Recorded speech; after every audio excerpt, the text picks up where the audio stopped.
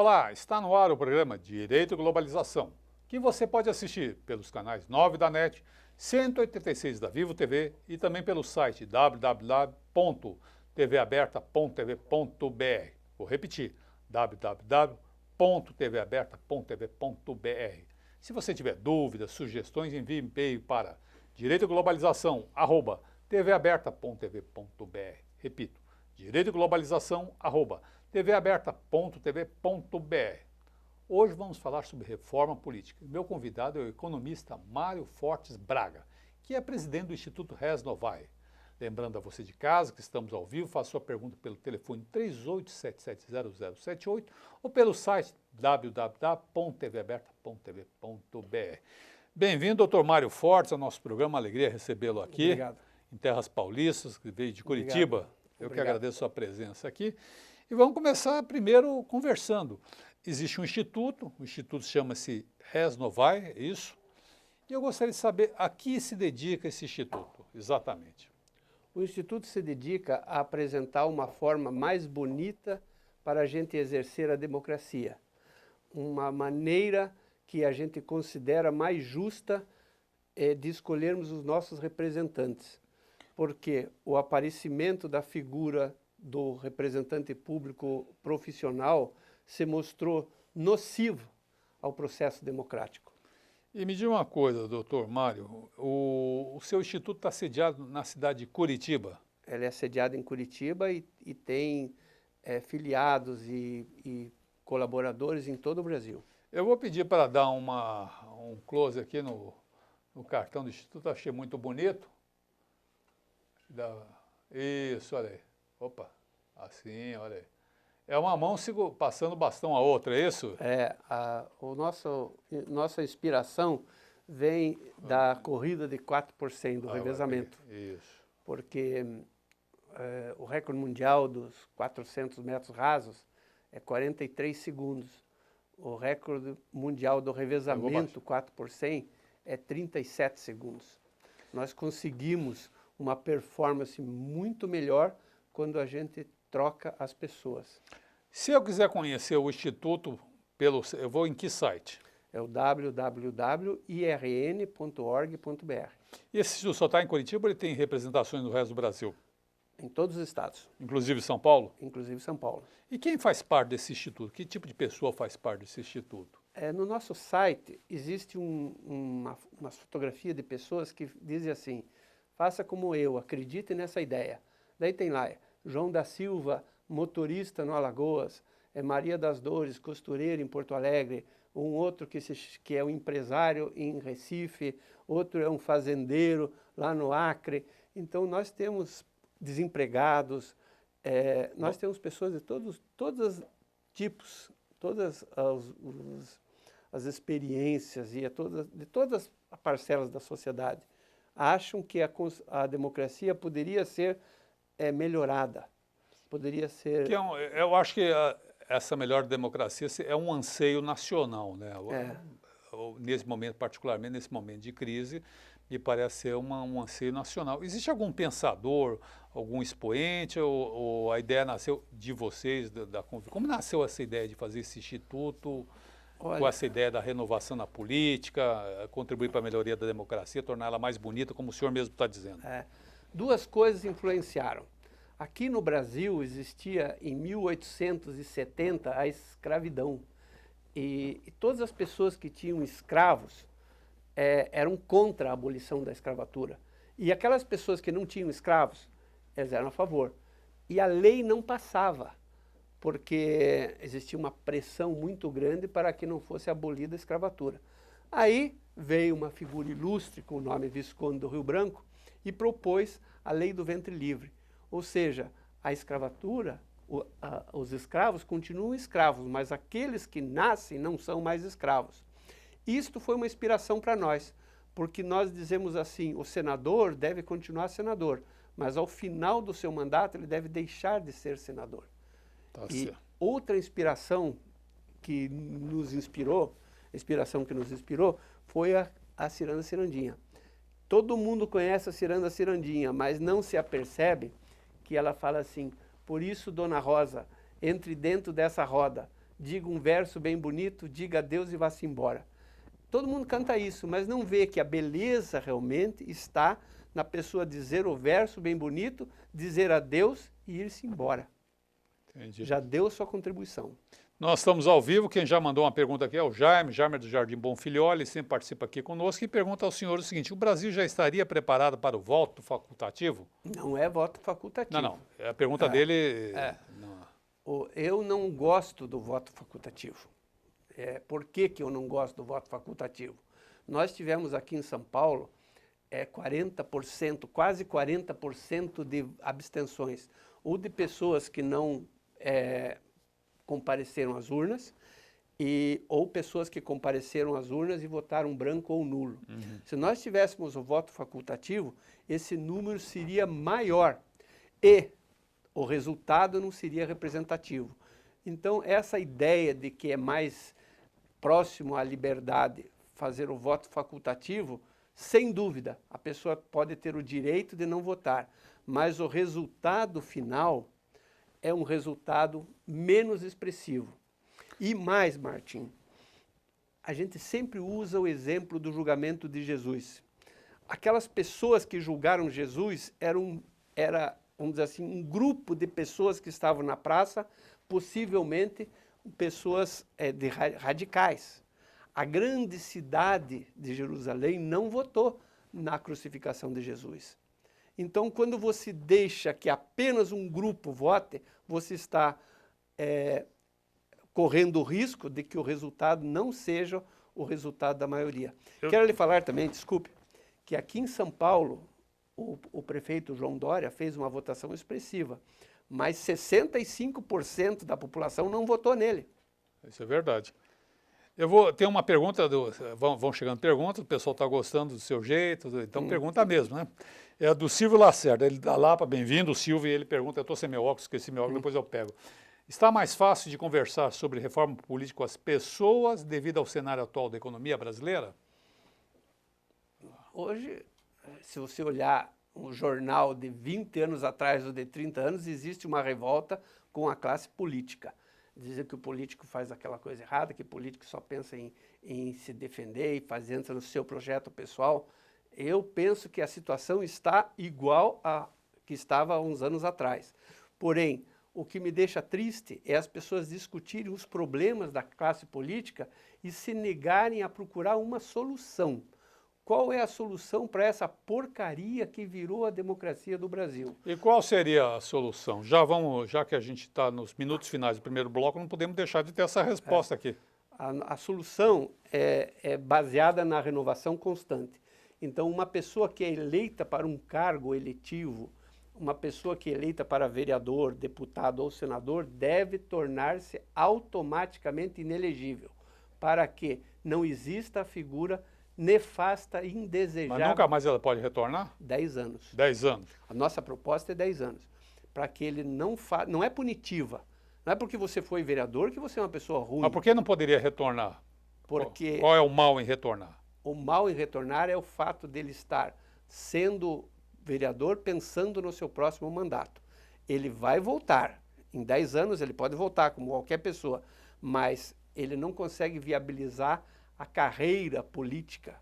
Mas por exemplo, eu li o seu currículo, o senhor é economista. Sou economista. Isso. Eu suponho, eu não conheço, estamos conhecendo agora, uma convivência agradável, porém eu não conheço. Eu suponho que o senhor, quando se formou na universidade lá do Paraná, o senhor é do Paraná, se foi do Paraná, eu aqui em São Paulo, o senhor, passado algum tempo, o senhor adquiriu experiência, o senhor foi um melhor profissional do que o senhor era como recém-formado. E assim sucessivamente. Pergunto, o político, ele é impedido, quando ele chega no final do mandato dele, ele adquiriu uma certa maturidade, impedido de retornar à política, não seria um mal para a democracia? Este é um argumento que se falam contra a gente. Você pediu uma pergunta embaraçosa, eu dei uma já. Só que quem fala isso não percebe que está indo em defesa dos políticos. Não, esqueça os políticos. Porque o cidadão, ao final do seu mandato, teria experiência e seria um melhor político. É exatamente o contrário que acontece. Nós dividimos a experiência em 2 tipos. O cidadão está pleiteando um cargo no legislativo. Ele não precisa de experiência. Assim como não precisa ter experiência para ser jurado. Ele vai lá no legislativo e deve ter caráter. Se nós tivermos uma Câmara de Deputados com todos com caráter, nós teremos uma Câmara de Deputados melhor do que a que temos hoje. Chegou uma pergunta bastante... E só para concluir, desculpe, para o Executivo, é óbvio que precisa ter experiência em gestão, mas não experiência como vereador nem como político. Ninguém fala que o doutor João Dória não tem experiência para ser prefeito de São Paulo. E ele tem a experiência formada em outro tipo de atividade. Ele é um bom gestor. E isto é importante para os cargos do Executivo. Cargo de prefeito, de governador e de presidente da República. Os outros todos, eu poderia dizer que a experiência dá lugar para o caráter. Se você tem caráter, você será um melhor representante público. Tem uma pergunta da Beatriz, ela de Vila Velha, Espírito Santo. Seja bem-vindo, está vendo, deve estar nos assistindo pela internet, tem que se responder rápido, porque a gente vai para o intervalo. E ela pergunta o seguinte, falta faz o óculos para a gente, viu? O senhor acha que isso seria democrático, ou seja, não reeleição? Impedir que os políticos que já foram eleitos de se elegerem novamente? A pergunta da Beatriz. Existe um elemento que diz assim, você impede uma pessoa de se candidatar, você está cerceando a liberdade. Nós achamos que não. Nós estamos apenas criando uma regra. Sabe que para você ser candidato a senador há bem pouco tempo aqui, você tinha que ter 35 anos. Isso. Isto não é um cerceamento de liberdade para aquela pessoa que tem 34. E nem tampouco um cerceamento de liberdade de se candidatar a deputado para a pessoa que só tem 16 anos. É uma regra. A regra é, você exerceu um cargo eletivo, você não pode se candidatar mais. E eu estou prejudicando aquela pessoa? Talvez, mas ao mesmo tempo, quando eu impeço um senador de se candidatar, eu estou abrindo aquela possibilidade para milhares de outras pessoas que seriam impedidas de pleitear caso o tal senador decidisse que ele seria candidato. Eu vou interromper por aqui, volto já já no segundo bloco do programa Direito e Globalização. Até lá e obrigado por enquanto.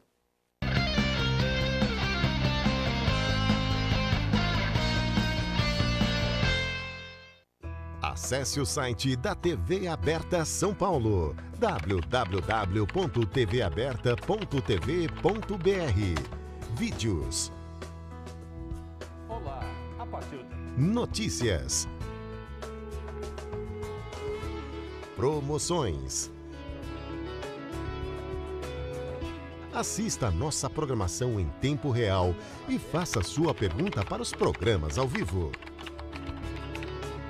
Participe da emissora comunitária da maior cidade do Brasil. O programa Direito e Globalização é uma iniciativa da Comissão de Direitos Humanos da Ordem dos Advogados de São Paulo, com apoio científico do Instituto Brasileiro de Ciências Criminais. Faça como esses produtores e realize o sonho de ter um programa na televisão. Venha para a TV Aberta São Paulo. Ligue para 3868-2802 e tenha a oportunidade de estar com mais de 3 milhões de telespectadores. Qualidade na transmissão e custo baixo. TV Aberta São Paulo, a emissora comunitária da maior cidade do Brasil. Você pode assistir a TV Aberta pelos canais 9 da NET e 186 da Vivo TV. Saiba mais em www.tvaberta.tv.br. TV Aberta São Paulo, a emissora comunitária da maior cidade do Brasil. A TV Aberta também está no Facebook. Curta nossa fanpage e acompanhe as novidades da programação do canal comunitário da maior cidade do Brasil.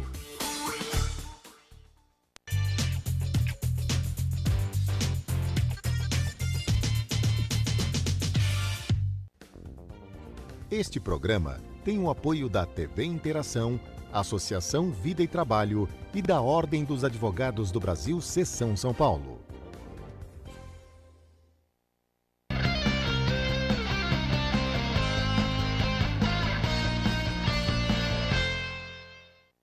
Estamos de volta no programa Direito e Globalização. Hoje estamos conversando sobre reforma política e o convidado de hoje é o economista Mário Fortes Braga, presidente do Instituto Res Novae.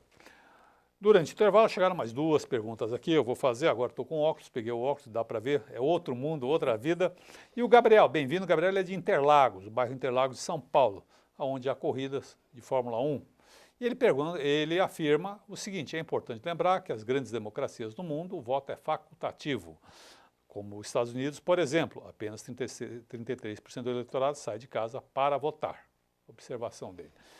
E tem uma pergunta do Kleber, o Kleber de Santo Amaro, próximo a Interlagos, e diz: a cláusula de não reeleição não impediria que o deputado elegesse seu filho, depois o outro filho, a esposa, etc. Isso não seria um tipo de dinastia política?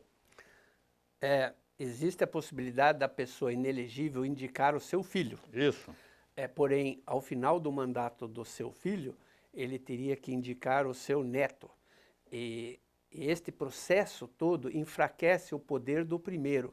Nós temos inúmeros exemplos na política onde a pessoa indica o filho ou a mulher e acaba perdendo a eleição já no primeiro processo eleitoral. Então, a intenção é enfraquecer as forças políticas atuais. E se por acaso ele tiver que se sustentar na política com a indicação da mulher, ele corre o risco de ter a sua carreira política encerrada. O tema eu não sabia que era tão polêmico. Já chegou mais perguntas, posso ir fazendo a pergunta? João Silveira, da sua cidade, Curitiba, está nos assistindo pela internet. Bem-vindo, João Silveira. Ele pergunta, o senhor João Dória, está se referindo ao João Dória aqui de São Paulo, né? Conhece o seu instituto? Algum político atual concorda com suas ideias? Bom, o político nenhum concorda com essa ideia, porque isso aí seria como dar um tiro no pé. Se você é candidato a deputado, você tem um plano ou para você ou para o seu filho de seguir carreira política. Quando você fala em inelegibilidade automática, é praticamente um consenso na classe política que isso não seria bom. Berenice do Ipiranga, ela pergunta, ela afirma, na verdade, é oportuno lembrar que a democracia brasileira já gerou político, como, por exemplo, Moisés Lupion, que era lá do seu estado de Paraná. É, verdade. É um bom político? Tem gente que gosta. O detalhe é o seguinte, eu não conheço o Moisés Lupion, mas é evidente que existem boas pessoas na representação pública. Acontece que essas pessoas são minoria. Você veja que esse ouvinte foi buscar alguém lá de 1950 e alguma coisa, pessoa que já faleceu há muito tempo. Será que ela não teria um nome mais contemporâneo para exemplificar que existem políticos bons? E eu digo, é evidente que existem políticos bons hoje, aqui em São Paulo, em Curitiba, em todo o Brasil. Porém, nós temos uma grande dificuldade de identificá-los. Eu não sei realmente se ele é bom ou não. Outra pergunta, Regina, do bairro do Aclimação. Você tem algum partido, algum político ou partido político que apoia o Instituto? Nenhum partido registrado apoia. Nós gostaríamos que eles nos apoiassem. Porém, para apoiar o Instituto, precisaria ter uma cláusula de inelegibilidade automática. Ok, mas para o deputado deixar de ser elegível, haverá que ter uma mudança na Constituição Federal, impedindo a reeleição. Porque segundo o artigo 5º da Constituição Federal Brasileira, todos são iguais perante a lei. E ser igual significa poder se reeleger. Como é que, se ninguém o apoia, segundo o senhor, nenhum partido ou político o apoia, como é que vai fazer a reforma na Constituição? Esta proposta não seria uma utopia? Não seria uma utopia, porque esta proposta não passa no Congresso Nacional nem hoje, nem amanhã e nem nunca. Então, aparentemente, as pessoas mais desavisadas estariam inclinadas a acreditar que se trata de uma utopia. Porém, ela não é uma utopia, ela não é uma proposta utópica. O que nós queremos é que um partido coloque a inelegibilidade automática no seu estatuto, para passar a apresentar somente candidatos inelegíveis. Se um partido um dia colocar a inelegibilidade no seu estatuto, a inelegibilidade automática já fará parte do cardápio eleitoral. Então, o eleitor, quando for votar, ele tem a possibilidade de votar em candidatos inelegíveis. E se a proposta faz parte do cardápio, é porque ela virou realidade. Eu uso o exemplo, uma pizzaria coloca no seu cardápio pizza de ovo podre custa $1.000. Ninguém vai pedir a pizza de ovo podre, porque além de ser ruim, é cara. Porém, é realidade, porque se alguém quiser, ela está no cardápio. Nós queremos criar uma alternativa ao cardápio eleitoral. Ok, Margarida de Curitiba, o senhor está fazendo um sucesso tremendo aqui, eu só estou lendo as perguntas aqui.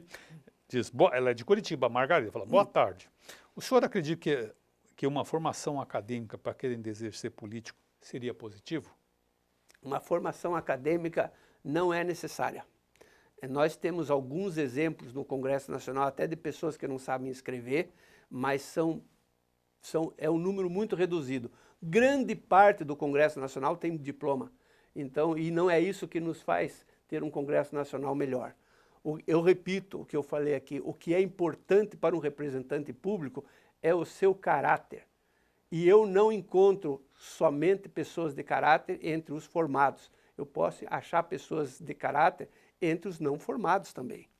Joaquim do bairro aqui do centro de São Paulo pergunta, qual é a sua opinião sobre aqueles políticos que não exercem o cargo para o qual foram eleitos e aceitam o convite para ser secretário, ministro, até dirigente estatal? Eu penso que essa pessoa não tem o direito de fazer isso, porque aquela pessoa foi eleita, às vezes, com 60 mil votos, 80 mil votos, e ele, ao assumir o seu cargo como representante público, ele pede licença e assume um cargo como secretário ou ministro em outro lugar, porém, ele não tem o direito de fazer isso.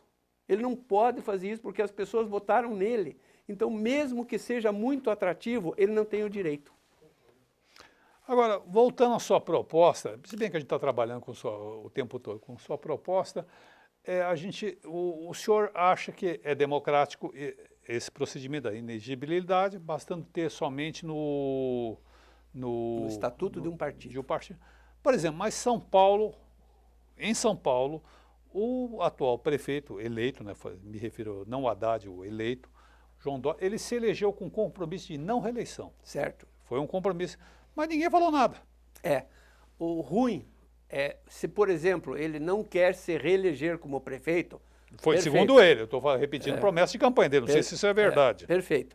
Só que, às vezes, a pessoa, já teve exemplo aqui em São Paulo, ele não se reelege como prefeito, mas ele se candidata a governador. E ele está dizendo que não é reeleição.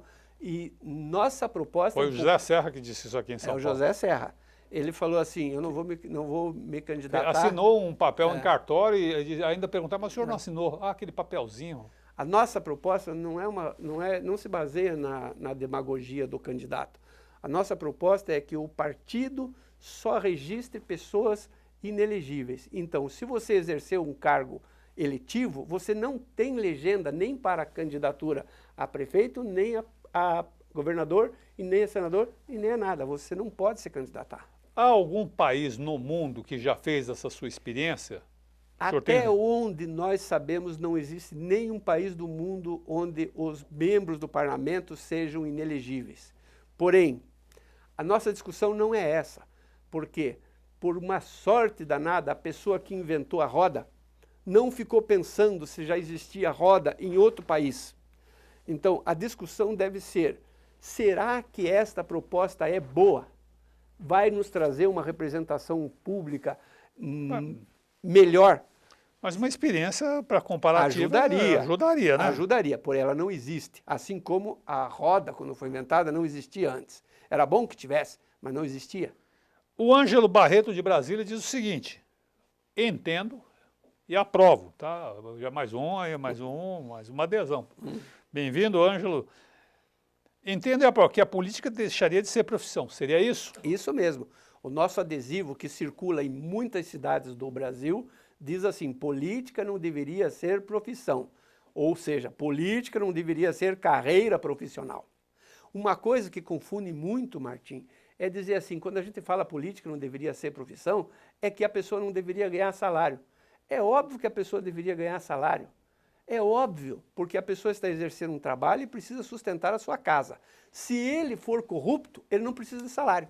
Bom, se ele for ladrão, vai ser ladrão em qualquer profissão. E assim. não precisa de salário. Às vezes fala, fulano é tal profissão, é ladrão. Não é, ele é ladrão, se ele fosse médico, seria um médico ladrão, se fosse advogado, seria um advogado ladrão, um político ladrão, um encanador ladrão, um taxista ladrão, qualquer que seja, do caráter dele não serve. Claro. E eu penso que é uma tolice achar que se eu tiro o salário, eu afasto os maus elementos. Não. Pelo contrário, eu afasto os bons elementos. Porque o bom elemento precisa do salário. Eu tenho meu filho na escola. Como é que eu vou pagar a escola para ele? Não, houve uma experiência nos Estados Unidos no começo do século XX, onde os políticos não eram remunerados e eles acabam se vendendo por uma garrafa de uísque. Pior. Foi pior. E eu não gosto também quando um político diz que não vai receber o salário, porque isso ele faz quando ele tem condição financeira para isso. Outras pessoas com igual caráter não têm condição financeira de fazer a mesma doação. Doutor Mário, nós estamos chegando aos 2 minutos finais. O papo está gostoso aqui, o pessoal de casa contribuiu bastante hoje, passou voando. Sua entrevista vai subir para o YouTube. Eu queria que o senhor fizesse suas considerações finais, incluindo aquilo que eventualmente a gente não perguntou ao senhor e o senhor gostaria de frisar. Por gentileza. O que eu gostaria é que as pessoas visitassem o nosso site. Pode repetir o seu site, por favor? www.irn.org.br. Está ali na TV. Que as pessoas conhecessem a proposta do Instituto e que discutissem, divulgassem como uma forma diferente de viver a democracia. Eu, particularmente, acho que uma reforma política que mantém o mesmo padrão, ela não pode ser chamada de reforma política. Aqui, se você olhar as propostas da reforma política, elas em muito pouco afetam o cidadão. Então, um lá diz que seria bom voto em lista. O que eu vou ganhar com o voto em lista? Eu não vou ganhar nada. Outros dizem que o partido nanico não deve receber verba do fundo partidário. Também não me afeta em nada. O que afeta realmente uma reforma política seria a extinção da figura nefasta, indesejável e desnecessária do representante público profissional. Isto é uma reforma política. Muito bem, doutor Mário, eu agradeço a sua presença aqui, com sua intervenção, suas observações, abrilhantou o nosso programa. Vou me despedindo do senhor, aguardo uma nova visita assim, de Curitiba para cá, trazendo boas notícias de Curitiba. Obrigado. E encerro aqui, aguardando vocês nesse mesmo horário, neste canal, na próxima semana. Obrigado e até lá.